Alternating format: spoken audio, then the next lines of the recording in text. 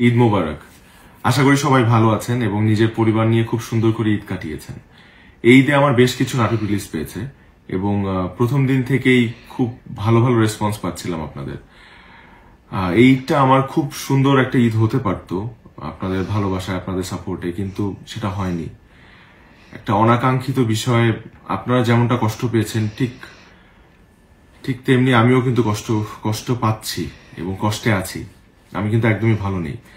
So আপনারা এটা বুঝতেই পারছেন, কারণ আমাকে অনেকেই আমার শুভাকাঙ্ক্ষীরা মেসেজ পাঠিয়েছে এবং সাপোর্ট দেওয়ার চেষ্টা করছে। হয়তো আমার মানসিক অবস্থার কথা তারা বুঝতে পারছে। এই কারণে আমার মনে হয়েছে আপনাদের সাথে কিছু কথা বলার দরকার। আমার অভিনীত নাটক রূপান্তর, এটাকে ঘিরে যে ধরনের বিতর্ক তৈরি হয়েছে সেটা একদমই আনএক্সপেক্টেড। এই নাটকের মাধ্যমে আমরা কারো ধর্মীয় অনুভূতিকে আঘাত করা বা অন্য কোনো উদ্দেশ্য আমাদের নেই।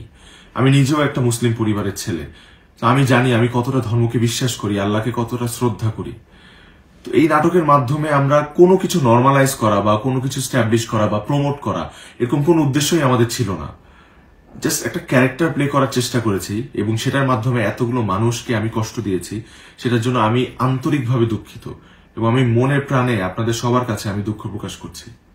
আমি দীর্ঘ 11 বছর যাবৎ নাটক করছি এবং আজকে আমার যে অবস্থান, এটার পেছনে আসলে আমার একার অবদান নেই। অবশ্যই আমার দর্শকের ভালোবাসা এবং সাপোর্টটা ছিল দেখে আজকে আমি অবস্থানে আসতে পেরেছি। তো আমার কাজ করার মূল উদ্দেশ্য হচ্ছে আমার দর্শককে একটু এন্টারটেনমেন্ট দেওয়া, একটু তাদের খুশি। এই কারণে আসলে এত কষ্ট করি আমি। তো এরপর থেকে আমি আরেকটু বেশি সচেতন থাকবো এবং সতর্ক থাকবো আমার চরিত্র বাছাইয়ের ক্ষেত্রে, যাতে তারা কোনোভাবেই মনক্ষুণ্ণ না হয় এবং কষ্ট না পায়।